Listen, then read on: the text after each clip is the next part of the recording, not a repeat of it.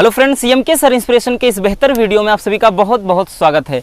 आज के इस सेशन को शुरू करने से पहले आज का मोटिवेशनल थॉट इस प्रकार है कि चलता रहूंगा रास्ते पर, एक दिन चलने में माहिर तो बन जाऊंगा। चलता रहूंगा रास्ते पर, एक दिन चलने में माहिर तो बन जाऊंगा, और या तो मुझे मंजिल मिल जाएगी या फिर अच्छा मुसाफिर बन जाऊंगा। तो दोस्तों, आज की इस वीडियो में हम बहुत ही इम्पोर्टेंट क्वेश्चन को कवर करने वाले हैं, और ये जो क्वेश्चन हैं आपके लिए बहुत ही हेल्पफुल साबित होंगे। पूरे किताब में जो भी 1 नंबर में ऑब्जेक्टिव बात करें, या फिर 2 नंबर वाले क्वेश्चन, या फिर 3 नंबर वाले क्वेश्चन, ये आपको सभी के लिए काफ़ी मदद करेंगे। ठीक, सो आज के इस सेशन को पूरा जरूर देखिएगा, और साथ ही साथ पेपर और कलम के साथ बैठिए, यानी कॉपी और पेन के साथ बैठिए। हम जो भी डिफिनेशन बोलेंगे आप लिखिए, और साथ ही साथ फार्मूला और उसका मात्रक सभी हम डिस्कस करते चलेंगे। तो चलिए, पहला है कि वैद्युत क्षेत्र की तीव्रता क्या है। तो वैद्युत क्षेत्र की तीव्रता किसे कहते हैं दोस्तों? रटना नहीं है, पूरा कॉन्सेप्ट दिमाग में सीधा घुसेगा। जैसे कोई बिंदु है, दोस्तों, और यहां पर चलिए, जैसे कोई बिंदु है और यहां पर कोई हम आवेश रख दें, तो क्या होता है कि ध्यान देना, किसी बिंदु आवेश पर, ये बिंदु है और इस पर कोई आवेश रख दिया जाए दोस्तों, तो इस बिंदु आवेश पर या इस एकांक धनावेश पर लगने वाले बल, यहां से हमने एक धन आवेश रख दिया, और इस पे जो भी बल लगेगा उसी को कहेंगे वैद्युत क्षेत्र की तीव्रता। यानी एकांक धनावेश पर लगने वाले, एकांक धनावेश पर लगने वाले बल को ही, या बल की तीव्रता को ही, या बल की मात्रा को ही क्या कहेंगे दोस्तों? वैद्युत क्षेत्र की तीव्रता कहेंगे। समझ में आया? नहीं आया? चलिए देख लेते हैं। क्या हमने बताया? एकांक धनावेश पर लगने वाले बल की मात्रा को ही वैद्युत क्षेत्र की तीव्रता कहते हैं। ठीक है ना? यानी कोई एक बिंदु है, इस पर कोई आवेश रखा है, इस पर जितना बल लग जाए उसी के मात्रा को, यानी लगने वाले बल की मात्रा को ही क्या कहेंगे? वैद्युत क्षेत्र की तीव्रता। ठीक, समझ में आ गया कि एकांक धनावेश पर लगने वाले बल की मात्रा को ही वैद्युत क्षेत्र की तीव्रता कहेंगे। ठीक, अब चलिए दोस्तों, इसका अब ध्यानपूर्वक समझिएगा, इसका मात्रक क्या हो जाएगा। देखिए मात्रक कैसे निकलता है, क्योंकि मात्रक किसमें ऑब्जेक्टिव क्वेश्चन पूछेगा, तो मात्रक क्या होगा? बल का मात्रक न्यूटन और आवेश का मात्रक कूलाम, तो न्यूटन प्रति कूलाम। और बीमा भी कभी कभार दोस्तों पूछ लेता है, तो बीमा, देखिए बीमा इसका कैसे निकालेंगे, इधर समझ लेते हैं। देखिए बीमा कैसे निकाला जाता है दोस्तों, जैसे अब देखिए एक का निकाल देते हैं, बाकी सब में आप निकाल लीजिएगा, जो इंपॉर्टेंट है हम बता देंगे। बल का बीमा जो होता है ml t के घात -2, ये बल का बीमा हो जाएगा। और Q का बीमा होता है AT, क्योंकि Q बराबर I × T होता है, तो I यानी धारा है तो एम्पियर होता है, और T समय है तो T से लिखते हैं, तो AT जो इसका बीमा हो जाएगा दोस्तों। फिर जो बीमा होगा वो इस प्रकार होगा, जब यहाँ से ml और T के घात का कितना हो जाएगा, ये -2 है, और यहाँ से एक है T ऊपर है, ऊपर जाएगा तो ये माइनस, नीचे है ऊपर जाएगा तो -3 हो जाएगा, और ये भी ऊपर जाएगा तो एक की घात -1। सो इसका क्या हो जाएगा? डायमेंशनल फार्मूला, यानी बीमा क्या हो जाएगा? बीमी सूत्र क्या हो जाएगा? ml t के घात -3 एक की घात -1। Is that clear? चलिए, अब दूसरा है वैद्युत फ्लक्स किसे कहेंगे। तो जैसे वैद्युत फ्लक्स क्या है दोस्तों? जैसे कोई क्या है, एक क्या है, चादर है। ठीक है ना? ये क्या है? वैद्युत क्षेत्र में रखी एक कोई चादर है, तो वैद्युत क्षेत्र में स्थित किसी प्लेट से, यानी यहां से निकलने वाली वैद्युत बल रेखाओं को ही क्या कहा जाता है? वैद्युत फ्लक्स कहा जाता है। यानी इस पृष्ठ से जो भी वैद्युत बल रेखाएं निकलेंगी उन्हें ही कहा जाएगा वैद्युत फ्लक्स कहा जाता है। अब इसे लिखते कैसे हैं? तो इसको लिखते हैं φe बराबर फाई ई बराबर, जब समाकलन के रूप में लिखते हैं दोस्तों तब यहाँ से लिख देते हैं वेक्टर ई इंटू ए, इस रूप में लिखते हैं। और जब समाकलन नहीं होता है, जब समाकलन हटा देते हैं तो इसे फाई ई बराबर, ठीक है ना, फाई अकेले लिख दीजिए, कोई दिक्कत नहीं। फाई बराबर क्या हो जाता है, ई इंटू ए, या फिर E into D A cos theta, इस रूप में भी हो जाता है। ठीक, दोनों परिभाषाएं समझ में आ गई, इसका भी और इसका। यानी वैद्युत क्षेत्र में रखे किसी पृष्ठ से गुजरने वाली वैद्युत बल रेखाओं को ही, ये क्या है, वैद्युत क्षेत्र में कोई पृष्ठ रखा है, इससे गुजरने वाली वैद्युत बल रेखाओं को ही कहा जाएगा वैद्युत फ्लक्स कहा जाता है।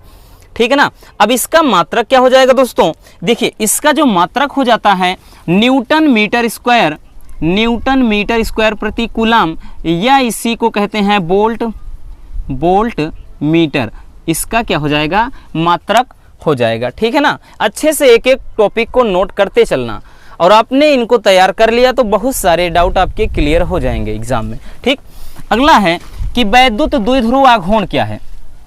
तो वैद्युत द्विध्रुव आघूर्ण को समझने से पहले समझ लेते हैं कि वैद्युत द्विध्रुव किसे कहते हैं। देखिए दोस्तों क्या है, जैसे एक बिंदु यहां पर है और एक बिंदु यहां पर है, तो दोनों बिंदु पर, ठीक है ना, यानी दो बिंदु पर यहां पर हमने कोई आवेश रख दिया, ठीक है ना, दोनों बिंदुओं पर कोई आवेश रख दिया, तो आवेश रखने के बाद अगर एक लाइनिंग खींच देते हैं तो एक स्ट्रक्चर बन गया, यानी और बिंदु यहां से कोई बिंदु ले लेंगे तो इधर से लंबाई एल और इधर से एल हो जाएगा ना, तो इससे कुछ संरचना बन रही है।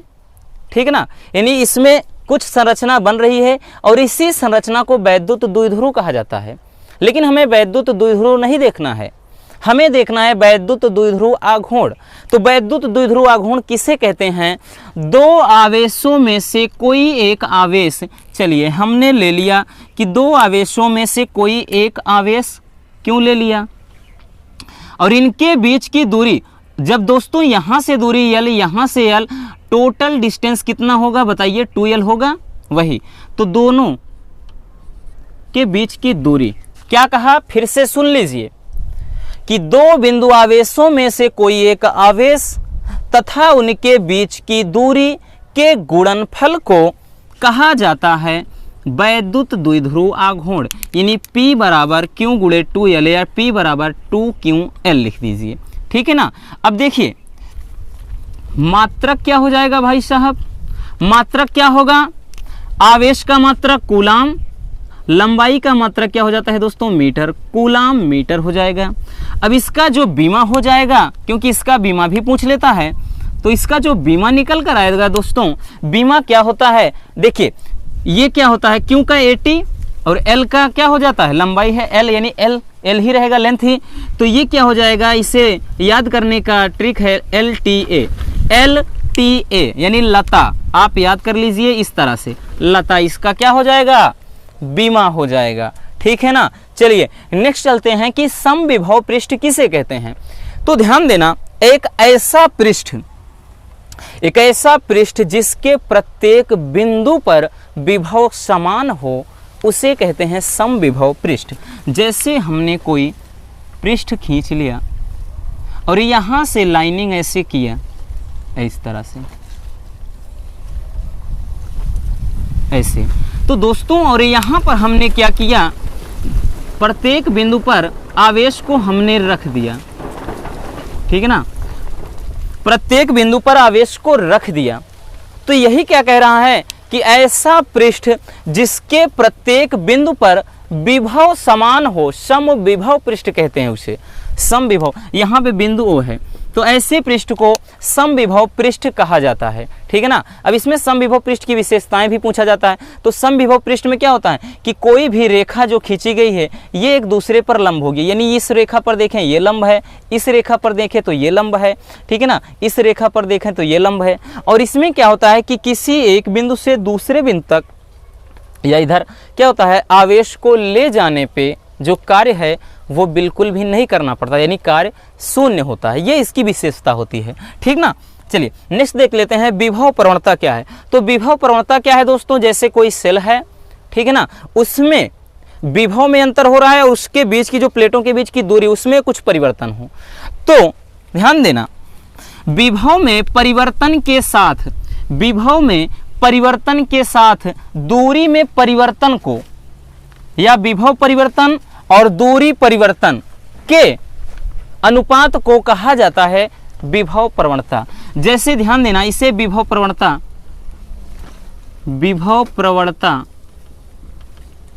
बराबर क्या होता है, विभव में परिवर्तन यानी डेल्टा वी, और यहाँ पे विभव में परिवर्तन डेल्टा वी और दूरी में परिवर्तन यानी डेल्टा एक्स, और ये क्या होता है, हमेशा ऋणात्मक होता है। ठीक ना, ये क्या है, इसको दोस्तों माइनस में ही लिख लेना। तो ये हो जाता है विभव प्रवणता। परिभाषा ही आपको याद रखना है, ज़्यादा नहीं, ज़्यादा दिमाग में प्रेशर नहीं लेना है। परिभाषा क्या हमने बताया कि विभव में परिवर्तन के साथ दूरी में परिवर्तन को, या दूरी परिवर्तन के साथ विभव परिवर्तन की दर को क्या कहा जाता है, विभव प्रवणता।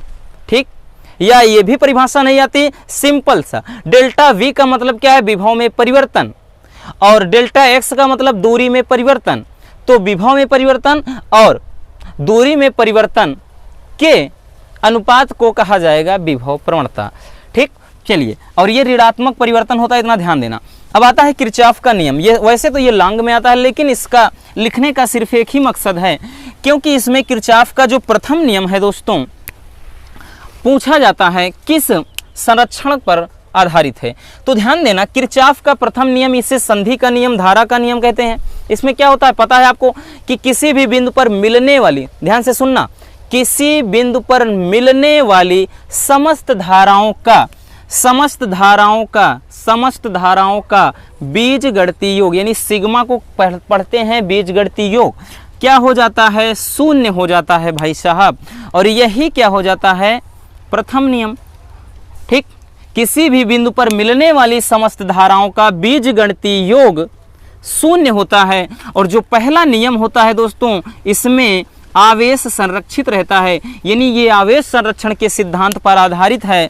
और जो दूसरा है, इसे कहते हैं लूप का नियम, या बंद पाश का नियम, या बोल्टता का नियम। इसमें क्या होता है कि किसी बंद पाश, कोई बंद पाश है, इसका लांग में भी हमने बताया, वीडियो आप डिस्क्रिप्शन में देख लेना, वहाँ से अच्छे से समझ में आ जाएगा। ठीक, लांग में जो आता है, क्योंकि बहुत सारे बच्चे बोल रहे थे कि सर हमें निगमन जो कुछ भी है उसको बता दीजिए और जो परिभाषा है उतना, क्योंकि सवाल अपने बस का नहीं है। तो चलिए खैर कोई बात नहीं, अगर सवाल से डर लगता है तो हम आपको ये परिभाषा अच्छे से बता दे रहे हैं, और साथ ही साथ डिस्क्रिप्शन में डेरिवेशन है, आप उनको तैयार कर लीजिए। ठीक, उसके बाद झंझट ही नहीं रहेगा।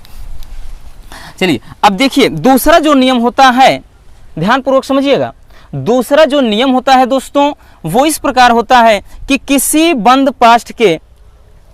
बंद पास्ट में बहने वाली धारा और उसके सिरों के बीच लगा प्रतिरोध का जो गुणनफल होता है, वो क्या होता है, उस पास में लगे विद्युत वाहक बल के बीजगणितीय योग के बराबर होता है।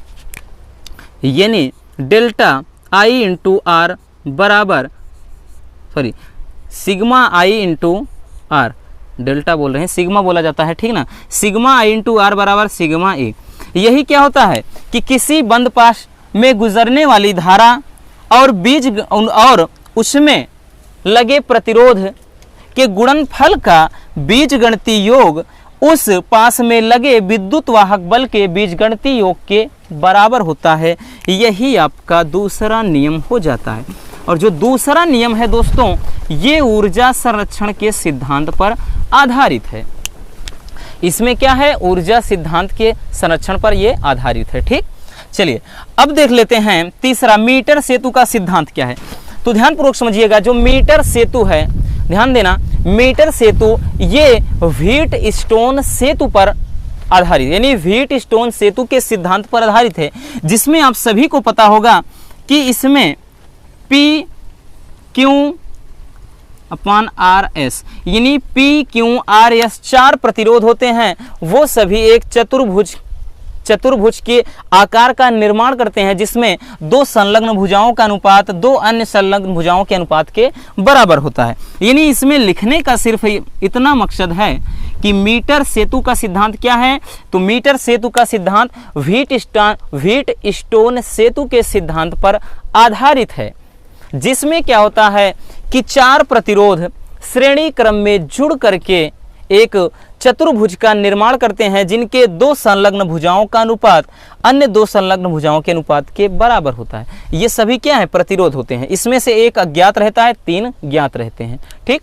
और जो बीच में होती है धारा प्रवाहित नहीं होती है, ठीक ना। चलिए, ये कुछ इस प्रकार से बनता है, ऐसे, ठीक, ऐसे। और इसमें जो बीच में दोस्तों धारा, इसमें धारा नहीं प्रवाहित होती है और इस तरह से PQRS, ठीक है ना, इस तरह से रहता है। चलिए अब देख लेते हैं धारा घनत्व क्या है। तो धारा घनत्व को जैसे दर्शाते हैं, ध्यान पूर्वक समझिएगा। एकांक, देखिए कोई तार है, तार के एकांक क्षेत्रफल, तार के एकांक पृष्ठ के क्षेत्रफल में प्रवाहित होने वाली धारा को धारा घनत्व कहा जाता है, यानी J बराबर I/A। अगर हम बात करेंगे दोस्तों मात्रक की, तो मात्रक क्या होगा, तो मात्रक क्या हो जाएगा दोस्तों, धारा का मात्रक एम्पियर और उसके बाद ये क्या है, क्षेत्रफल का मात्रक मीटर स्क्वायर, तो एम्पियर प्रति मीटर स्क्वायर। यानी किसी तार के प्रति एकांक यानी क्षेत्रफल में प्रवाहित होने वाली धारा को धारा घनत्व कहा जाता है। अब देखिए अनुगमन वेग क्या होता है, ये भी परिभाषा पूछा जाता है। एक अनुगमन वेग पूछा जाता है, इसमें एक सरांति काल पूछा जाता है और एक पूछा जाता है धारा घनत्व। तो देखिए अनुगमन वेग क्या होता है कि जब कोई पृष्ठ है या कोई चालक है, किसी भी चालक में धारा प्रवाहित करते हैं तो उसके सिरों के बीच एक विभवांतर स्थापित हो जाता है। ध्यान से सुनना, किसी चालक के सिरों के बीच धारा प्रवाहित करने पर उसमें एक विभवांतर स्थापित हो जाता है और इस विभवांतर के कारण उस चालक के अंदर इलेक्ट्रॉनों में भी एक क्या है, वेग, सूक्ष्म वेग उत्पन्न हो जाता है। उसी वेग को क्या कहते हैं, अनुगमन वेग कहते हैं, जो फार्मूला होता है फार्मूला होता है दोस्तों I बराबर NE V∗D। यानी इसको जब लिखेंगे सही फॉर्म में तो V∗D बराबर यही हो जाएगा दोस्तों, क्या हो जाता है, I/NEA, ठीक। ये हो जाता है आपका फार्मूला। इस पे न्यूमेरिकल भी आता है जिसमें I क्या है, धारा है, N क्या है, इलेक्ट्रॉनों की संख्या है और E क्या है, इलेक्ट्रॉन पर जितना आवेश होता है और A क्या है, क्षेत्रफल है, V∗D क्या है यानी VD। क्या पढ़ेंगे इसको, ये अनुगमन वेग या अनुगमन वेग कहिए चाहे अपवाह वेग कहिए, ठीक। और एक आता है इसमें श्रांति काल। तो श्रांति काल क्या होता है कि जब किसी धातु, कोई धातु है या तार है, उसके भीतर के जो इलेक्ट्रॉन जब आपस में टकराते हैं और टकराने के बाद जब एक दूसरे से दूर गति करते हैं तो उनके टक्करों के बीच जो समय लगता है उसी को कहते हैं श्रांति काल, ठीक ना। अब ओम का नियम क्या है, तो आपने हाई स्कूल में भी इसे अच्छे से देखा होगा। वैसे मुंह सूख रहा है, यहाँ पर पानी भी नहीं है, खैर छोड़िए, चलिए पहले अच्छे से समझ लेते हैं। तो बस यही कहेंगे कि अगर वीडियो में मज़ा आ रहा है तो प्लीज़ वीडियो को लाइक कर दीजिए और हमारे जो भी नए साथी हैं चैनल को सब्सक्राइब कर लीजिए, ठीक। तो ओम का नियम क्या होता है दोस्तों, यदि किसी चालक मीन्स तार, ठीक ना, परिपथ, जब किसी चालक की भौतिक अवस्था में कोई बदलाव ना करिए आप, जैसे ताप, दाब, ठीक है ना, इसमें आप कोई बदलाव ना करिए। ताप, जैसे तार के ताप में भी कोई चेंजिंग ना करिए, उसके दाब में भी। तो ऐसी सिचुएशन में चालक के सिरों के बीच लगा विभवांतर तथा चालक में बहने वाली धारा का जो अनुपात होता है वो क्या होता है, कांस्टेंट होता है, यानी नियत होता है और उसी नियतांक को R से लिखा जाता है और यही क्या है, ओम का नियम है, ठीक।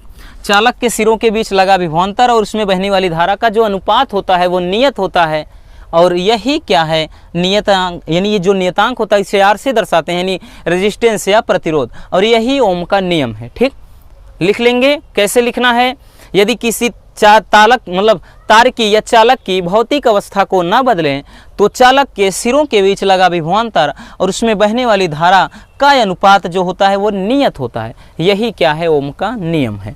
चलिए नेक्स्ट समझ लेते हैं लेंज का नियम। इस नियम के अनुसार विद्युत वाहक बल की जो दिशा होती है या फिर उसमें जो उत्पन्न धारा उसकी दिशा सदैव ऐसी होती है कि यह उस कारण का विरोध करती है जिसके कारण वो स्वयं उत्पन्न होती है। कहने का मतलब जिस पतली में खाओ उसी में छेद करो। कहने का अर्थ यह है दोस्तों कि जिसके कारण ये धारा उत्पन्न होती है या विद्युत वाहक बल उत्पन्न होता है और ये उसी का विरोध करती है, यानी उसी के दिशा पर रोक लगाती है। और यही क्या है, लेंज का नियम है। ठीक है ना, यानी इस नियम के अनुसार जो प्रत्यावर्ती धारा या विद्युत वाहक बल की दिशा सदैव ऐसी होती है कि यह उस कारण का ही विरोध करती है जिसके कारण ये स्वयं उत्पन्न होती है। बस इतना सा लिखना है। भंवर धारा क्या है, ध्यान से समझना। किसी बंद कुंडली में, किसी बंद परिपथ कहिए या किसी बद्ध पृष्ठ से के अंदर जब भी चुंबकीय फ्लक्स के मान में परिवर्तन होता है, चुंबकीय फ्लक्स के मान में यानी उसके कुंडली के चुंबकीय फ्लक्स में परिवर्तन होता है तो इससे कुंडली में एक धारा उत्पन्न हो जाती है और उसी धारा को भंवर धारा कहा जाता है। क्योंकि ये जो धारा होती है दोस्तों भंवर धारा की यानी एक भंवर की तरह चलती है, इसलिए इस धारा को भंवर धारा कहा जाता है। फिर से देख लीजिए, किसी कुंडली में जब चुंबकीय फ्लक्स के मान में परिवर्तन किया जाता है तो उससे उसमें एक विद्युत वाहक बल उत्पन्न हो जाता है या एक प्रेरित धारा उत्पन्न हो जाती है। ठीक ना, एक प्रेरित, जैसे इसमें प्रेरित धारा उत्पन्न होती है, हमने बताया नहीं कि किसी ये कुंडली से बद्ध चुंबकीय फ्लक्स के मान में जो परिवर्तन होता है तो उसमें एक ऐसी धारा उत्पन्न होती है कि यह उसी कारण का विरोध करती है जिसके कारण उत्पन्न होती है। ये तो रहा लेंज का नियम। और इसमें क्या होता है भंवर धारा कि जब किसी कुंडली के चुंबकीय फ्लक्स के मान में परिवर्तन करते हैं, ठीक है ना, परिवर्तन करते हैं तो उससे उसमें एक एक प्रेरित धारा उत्पन्न हो जाती है और इसी धारा को कहा जाता है भंवर धारा। और भंवर धारा की से हानि पूछा जाता है कि भंवर धारा से क्या हानि होती है। देखिए भंवर धारा से बहुत सारी हानियां हैं। जो भंवर धारा होती है इससे ट्रांसफार्मर में आपने देखा होगा कि उसमें जो कुंडलियां होती हैं पटलित एक के ऊपर एक रखा जाता है। क्यों? भंवर धारा को रोकने के लिए। क्योंकि भंवर धारा उत्पन्न होती है तो उससे उष्मा की बहुत ज़्यादा हानि होती है और जिसके कारण क्या है परिपथ जल्दी ही हीट हो जाता है और साथ ही साथ बहुत ज़्यादा एनर्जी यानी बहुत ज़्यादा उष्मा उसे देनी पड़ती है। इसलिए भंवर धारा को रोकने के लिए उसमें कुंडली को एक के ऊपर एक पटलित रखा जाता है। ठीक, चलिए अब आता है हम चलिए सेकंड, यहाँ से सेकंड पार्ट में घुस जाते हैं। लेंस की क्षमता क्या है? तो लेंस की क्षमता क्या है, ये तो सिंपल सी परिभाषा है। फोकस दूरी के व्युत्क्रम को क्या कहते हैं? लेंस की क्षमता, यानी P बराबर 1/f। 1/f कब होगा? जब f मीटर में रहेगा, नहीं तो 100/f लिखेंगे। मात्रक क्या हो जाता है लेंस की क्षमता का? मात्रक डायोप्टर। ठीक है ना। चलिए अब देख लेते हैं समपोषी व्यतिकरण और विनाशी व्यतिकरण। तो इसको समझने से पहले समझ लेते हैं कि व्यतिकरण किसे कहते हैं। ये नीचे लिख दिया हमने, पहले इसी को कवर कर लेते हैं।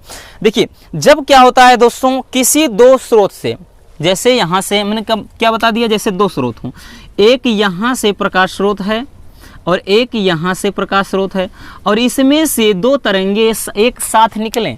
जब किसी दो स्रोत से दोनों तरंगे और दोनों की आवृत्ति बराबर हो, दोनों तरंगे एक साथ निकलती हैं, ठीक है ना, तो निकलने के बाद दोनों तरंगे जब किसी बिंदु पर अध्यारोपित होती हैं, ओवरलैप करती हैं यानी मिलती हैं दोनों तरंगे, तो इनसे दो स्थितियां बनती हैं। एक स्थान पर तरंगों की जो तीव्रता होगी वो मैक्सिमम होगी। इस पे अंतर भी बताया है, वीडियो भी इस पर है, देख लीजिए डिस्क्रिप्शन में, अच्छे से समझ में आ जाएगा, क्योंकि यहाँ तो शॉर्ट है, वहाँ तो पूरा अच्छे से समझाया है। तो पहले समझ लीजिए व्यतिकरण क्या है कि जब क्या होता है दो प्रकाश तरंगें अलग अलग किसी स्रोत से निकलती हैं और किसी माध्यम में जब चलती हैं तो उनके मिलने से दो स्थितियां बनती हैं। यानी जिस बिंदु पर किसी बिंदु पर क्या होता है, यानी किसी बिंदु पर परिणामी तीव्रता अधिकतम हो जाती है और किसी बिंदु पर परिणामी तीव्रता न्यूनतम हो जाती है। तो जिस बिंदु पर परिणामी तीव्रता अधिकतम होती है तो उसे कहेंगे संपोषी व्यतिकरण। यहां पर तीव्रता मैक्सिमम यानी अधिकतम होती है, परिणामी तीव्रता अधिकतम होती है तो उसे कहेंगे संपोषी व्यतिकरण। और जिस बिंदु पर परिणामी तीव्रता न्यूनतम होती है, तीव्रता न्यूनतम होती है, उसे कहते हैं विनाशी व्यतिकरण। और इस संपूर्ण घटना को कहा जाता है व्यतिकरण। समझ में आ गया? थोड़ा टफ है लेकिन ज़्यादा कठिन है। फिर से सुन लीजिए कि जब दो प्रकाश स्रोत से दो प्रकाश की तरंगें एक साथ किसी माध्यम में चलती हैं, ठीक है ना, दो स्रोत से दो प्रकाश की तरंगें एक साथ किसी माध्यम में चलती हैं, संचरित होती हैं या चलती हैं, चाहे जो कहिए, तो उनके मिलने से माध्यम में निकलेंगी, जहां पर मिलेंगी, मिलने से दो स्थितियां बनती हैं। तो एक स्थिति यानी किसी बिंदु पर परिणामी तीव्रता अधिकतम हो जाती है, मतलब इस तरह से जब कोई तरंगें निकलती हैं तो भाई आप देख रहे होंगे कि कहीं पर क्या है, मैक्सिमम है, कहीं पर मिनिमम है, कहीं पे मैक्सिमम है, कहीं पे मिनिमम, इस तरह से। तो क्या होता है दोस्तों कि जहां पर परिणामी तीव्रता अधिकतम हो जाती है उसे कहते हैं संपोषी व्यतिकरण, और जिस बिंदु पर न्यूनतम हो जाती है उसे कहते हैं विनाशी व्यतिकरण। और इस संपूर्ण घटना को कहा जाता है व्यतिकरण। चलिए अब देख लेते हैं देहली आवृत्ति क्या है। देखिए, जैसे कोई पृष्ठ है और सूर्य की किरणें इस पर आ रही हैं, सनलाइट यहाँ पे, सूर्य की किरणें इससे आ रही, तो यहाँ पर इस पर जब आपतित होती हैं यानी गिरती हैं, तो भाई साहब इसमें से क्या होगा, यानी ये हीट होगा। रेलवे ट्रैक देख लीजिए, गर्मी के दिनों में ऐसे लगता है कि ऊपर से उसमें क्या है, धार निकल, यानी आग की उसमें लपटें निकल रही हैं, ठीक है ना। तो इसी तरह इसमें भी होता है, क्योंकि जब प्रकाश जितना तेजी से इस पर आपतित होगा उतना तेजी से इस पृष्ठ से यानी धातु से इलेक्ट्रॉन बाहर उत्सर्जित होंगे, यानी निकलने लगते हैं। तो ध्यानपूर्वक समझना, वहां न्यूनतम आवृत्ति, परिभाषा सुन लीजिए, वहां न्यूनतम आवृत्ति जो किसी धातु के पृष्ठ से इलेक्ट्रॉन का उत्सर्जन करा दे उसी को कहते हैं, क्या कहेंगे, देहली आवृत्ति। ठीक नहीं, वह न्यूनतम आवृत्ति जो किसी धातु के पृष्ठ से इलेक्ट्रॉन का उत्सर्जन करा दे उसी को कहेंगे भाई साहब देहली आवृत्ति। इसे न्यू नॉट से दर्शाया जाता है। चलिए अब आता है प्रकाश वैद्युत कार्यफलन। काफी इंपॉर्टेंट ये भी हो जाएगा। प्रकाश वैद्युत कार्यफलन क्या है, ध्यान देना कि अभी जैसे हमने बताया कि पृष्ठ से, अब इसी पृष्ठ पे भाई साहब क्या होगा, जब यहां से इस पृष्ठ पर प्रकाश पड़ रहा है तो इलेक्ट्रॉन निकल रहे हैं, लेकिन ऐसे ही थोड़ी ना निकल रहे हैं, उसमें कुछ ना कुछ तो कार्य हो रहा है कि नहीं। तो एकदम सिंपल वर्ड में आपको परिभाषा बताएंगे, यानी इसमें क्या हो जाएगा, किसी धातु के पृष्ठ पर किया गया वह कार्य जो इलेक्ट्रॉन को उत्सर्जित करने के लिए आवश्यक हो उसे कहेंगे कार्यफलन, यानी W बराबर H into new not. W क्या है, यहाँ W नॉट भी लिखा जाता है, कोई दिक्कत नहीं, W अकेले लिखेंगे तब भी गलत नहीं है। W यहाँ से कार्यफलन, H क्या है, प्लांक नियतांक, न्यू क्या है, देहली आवृत्ति, ठीक है ना। तो परिभाषा समझ में आ गया कि किसी धातु के पृष्ठ पर आरोपित या किया गया वह कार्य, ठीक है ना, किया गया वह कार्य जो इलेक्ट्रॉनों को उत्सर्जित कराने के लिए आवश्यक हो, यानी इतना कार्य इस पृष्ठ पर किया जाए कि उस कार्य से इलेक्ट्रॉन बाहर निकल जाएं, तो उसी कार्य को क्या कहेंगे, प्रकाश वैद्युत कार्यफलन। ठीक, चलिए अब आता है कि समस्थानिक किसे कहते हैं, तो इन पर हम जल्दी जल्दी डिस्कस कर लेते हैं। देखिए समस्थानिक दोस्तों, चीज़ों को सुनने से बहुत ज़्यादा याद होता है, क्योंकि आपके पास समय नहीं है, अच्छे से बस इसको समझ लीजिए और जो हमने कहा बस एक बार ऐसे खींचकर नोट्स बनाते चलिए, नहीं लिखते चलिए। जितना लिखेंगे उतना प्रैक्टिस होगा और एग्जाम में आप फोड़ कर आएंगे। नहीं लिखेंगे तो कल आकर कमेंट यही करेंगे कि आपने बताया कुछ नहीं आया। अरे भाई साहब, किताब का बताया सब कुछ तो आया कहाँ से, जब कुछ नहीं आया तो कहाँ से आया, हम पागल हैं? आप भी ऐसी बातें करते हैं। ठीक, चलिए समस्थानिक क्या होता है, ऐसे तत्व जिनके परमाणु क्रमांक बराबर लेकिन परमाणु भार भिन्न भिन्न होते हैं, उसे समस्थानिक कहा जाता है। इसका सबसे अच्छा जो एग्जाम्पल हो जाता है, हाइड्रोजन के 3 समस्थानिक हैं, हाइड्रोजन के 3 समस्थानिक हैं। देखिए इसमें क्या है, इसमें क्या है दोस्तों, परमाणु भार 1, इसमें क्या है परमाणु भार 2, इसमें क्या है परमाणु भार 3, लेकिन परमाणु क्रमांक सबका क्या है 1। तो हाइड्रोजन के 3 समस्थानिक होते हैं, एक को प्रोटियम कहा जाता है, दूसरे को ड्यूटेरियम कहा जाता है, तीसरे को ट्राइटियम कहा जाता है। तो समस्थानिक क्या हो गया, ऐसे तत्व जिनके परमाणु क्रमांक समान होते हैं लेकिन परमाणु भार उनके भिन्न भिन्न होते हैं, उसे कहा जाएगा समस्थानिक। अब चलिए समभारिक क्या होता है, सम यानी समान, भारिक यानी परमाणु भार। तो ऐसे तत्व जिनके परमाणु क्रमांक तो भिन्न हो जाएंगे लेकिन परमाणु भार समान होते हैं यानी बराबर होते हैं, जैसे आर्गन, जैसे आर्गन 18 का 1 होता है 40, उसके बाद पोटेशियम 19, इसका भी 40। अब ये मत कहिएगा इसका 40 नहीं होता, हाँ नहीं होता है, लेकिन इसके समभारिक कुछ तैयार किए गए हैं, ठीक है ना। और उसके बाद एक क्या है कैल्शियम, कैल्शियम है भाई साहब 20, लेकिन क्या है तो यहाँ पे ये क्या है समभारिक है, ठीक ना। समभारिक का मतलब क्या है, तो ऐसे तत्व जिनके परमाणु क्रमांक अलग अलग लेकिन परमाणु भार 1 होते हैं यानी समान होते हैं, उन्हें कहते हैं समभारिक। परमाणु क्रमांक देखिए 18, 19, 20 है लेकिन परमाणु भार सबके क्या है 40 हैं, ठीक। अब चलिए अब बात आता है कि सम न्यूट्रॉनिक क्या है। देखिए सम यानी समान, न्यूट्रॉनिक का मतलब न्यूट्रॉन। तो क्या हो जाएंगे दोस्तों, ऐसे तत्व जिनके परमाणु जिनमें न्यूट्रॉनों की संख्या बराबर हो। अभी तक परमाणु क्रमांक बराबर थे, फिर परमाणु भार बराबर थे, अब क्या है न्यूट्रॉन की संख्या बराबर होगी। जैसे सोडियम Na और उसके बाद मैग्नीशियम, जैसे सोडियम क्या है 11, परमाणु भार 23, मैग्नीशियम 12 और परमाणु भार 24। तो देखो न्यूट्रॉनों की संख्या कैसे निकलती है, जब परमाणु भार में परमाणु क्रमांक यानी प्रोटॉनों की संख्या घटाओगे न्यूट्रॉन निकलेंगे। तो भाई साहब आप 23 में 11 घटाइए, 23 में 11 घटाइए 12 आएगा, और 24 में 12 घटाइए 12 आएगा, यानी दोनों में न्यूट्रॉनों की संख्या कितनी आई, दोनों में जो न्यूट्रॉन आए 12। तो इसे कहा जाएगा सम न्यूट्रॉनिक, सम न्यूट्रॉनिक कहा जाएगा। अब चलिए देख लेते हैं कि पी टाइप अर्धचालक क्या है, एन टाइप अर्धचालक क्या है। देखिए दोस्तों पी टाइप अर्धचालक होता क्या है, देखिए ऐसा अर्धचालक जिसमें 3 संयोजकता वाले अपद्रव्य को मिला करके बनाया जाता है, ठीक है ना। यानी कोई अर्धचालक, अब अर्धचालक किसे कहते हैं आपको पता है, जिसमें ना तो पूरी तरह चालकता का गुण होता है और ना तो उसमें अचालकत्व का गुण होता है, ठीक है ना। लेकिन जब कोई पदार्थ मिला देते हैं तो वो क्या है चालक बन जाएंगे अच्छी तरह से, ठीक है ना, पूरी तरह से चालक बन जाएंगे, जैसे एंटीमनी, बिस्मिथ ये सभी होते हैं। तो पी टाइप अर्धचालक क्या होता है, ठीक, पी टाइप अर्धचालक क्या होता है, तो ऐसा अर्धचालक जिसमें 3 संयोजकता वाले तत्व को या पदार्थ को मिला करके बनाया जाता है। जैसे अगर हम बात करें तो क्या हो जाएगा, 3 तत्व में कौन सा आएगा, एल्यूमिनियम, क्योंकि एल्यूमिनियम की संयोजकता कितनी होती है 3। तो केवल यही लिखना है दोस्तों, 3 संयोजी यानी 3 संयोजकता वाले तत्व को मिलाकर बनाया गया अर्धचालक कहलाता है पी टाइप का अर्धचालक।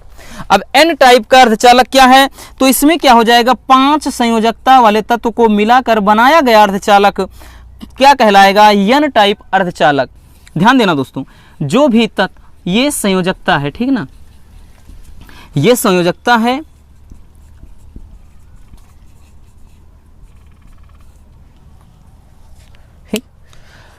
सिलिकॉन, फास्फोरस, हाँ देख लीजिए क्या हो जाएगा कि पी टाइप अर्धचालक क्या है, तो 3 संयोजकता वाले, ध्यान से समझिएगा, 3 संयोजकता वाले तत्वों को मिला करके बनाया गया अर्धचालक क्या कहलाएगा, पी टाइप अर्धचालक। और 5 संयोजकता वाले तत्व को, यानी ऐसे तत्व जिसकी संयोजकता 5 हो, तो उस तत्व के मदद से जो अर्धचालक बनाया जाता है उसे एन टाइप अर्धचालक कहते हैं। और अब आता है गॉस की प्रमेय। भाई साहब ये तो शुरू में ही था। गॉस की प्रमेय क्या होता है कि किसी बद्ध पृष्ठ से गुजरने वाला वैद्युत फ्लक्स भाई साहब क्या होता है कि किसी आवेश का 1/ε0 गुना होता है। अरे यही तो हो जाता है क्या। और एक चीज इसमें और समझ लेते हैं, पूछा जाता है कि पी टाइप अर्धचालक में आवेशवाहक कौन होते हैं, तो आवेशवाहक होते हैं भाई साहब कोटर। और एन टाइप अर्धचालक में आवेशवाहक कौन होते हैं, तो इसमें होते हैं इलेक्ट्रॉन। टपकेगा एग्जाम में, ठीक है ना। अगला है व्यतिकरण, तो बता ही दिया। वाटहीन धारा क्या है, देखिए जब क्या होता है किसी परिपथ में केवल क्या हो, एल हो और सी हो, यानी प्रेरकत्व हो और उसके साथ साथ क्या हो, धारिता हो, और प्रतिरोध उसमें ना हो, क्योंकि ये किसमें का है, ये है दोस्तों प्रत्यावर्ती धारा चैप्टर, अभी सुबह जिसमें न्यूमेरिकल बता रहे थे।